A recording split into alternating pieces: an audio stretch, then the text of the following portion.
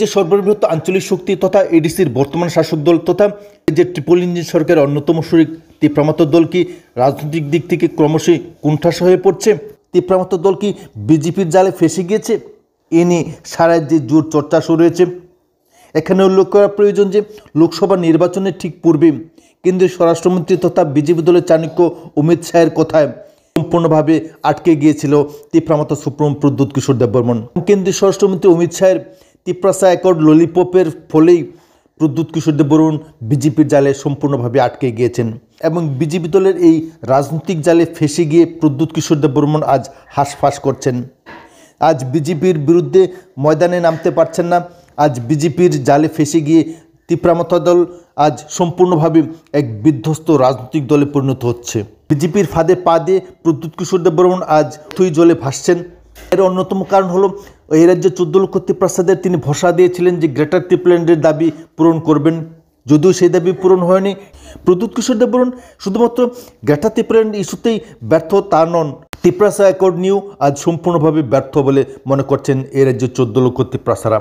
বড় কথা হল বিজেপির ফাঁদে পা দিয়ে তীব্রামত দল মন্ত্রিসভায় অংশগ্রহণ করেছে, অথচ এই জোট সরকার অন্যতম শরিক বিজেপি দলকেই তীব্রামত সুপ্রিমো প্রদ্যুৎ কিশোর দেববর্মন বলতেন ঠকাই দল। আজ এই ঠকাই দলের সঙ্গে জোট করে মন্ত্রিসভায় অংশগ্রহণ করছে এবং যে দুজন মন্ত্রী রয়েছেন তারা হলেন অনিমেষ দেববর্মা এবং বিশ্বকুমার দেববর্মা।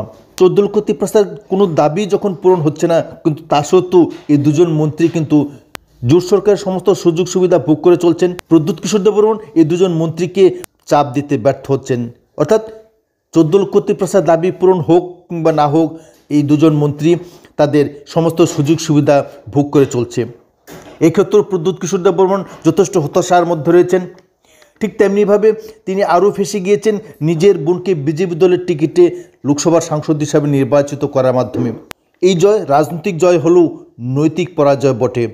বর্তমানে তিনি বিরোধীদের তীব্র সমালোচনার মধ্যে রয়েছেন, বিরোধীদের আক্রমণের নিশানায় রয়েছেন।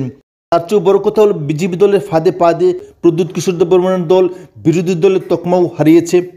জোট সরকারে অংশগ্রহণ করে একদিকে যেমন সমালোচনায় বিদ্ধ হচ্ছে বিরোধীদের, ঠিক তেমনিভাবে সরকারের থেকেও সরকারের বিরুদ্ধে ফুস করার সাহস দেখাচ্ছে না কোনো এমডিসি, এমএলএ কিংবা প্রদ্যুৎ কিশোর দেববর্মন। তাই অনেকেই অভিযোগ করছেন যে বিজেপির ফাঁদে পা দিয়ে আজ প্রদ্যুৎ কিশোর দেববর্মন কাগজে বাগে পরিণত হয়েছেন।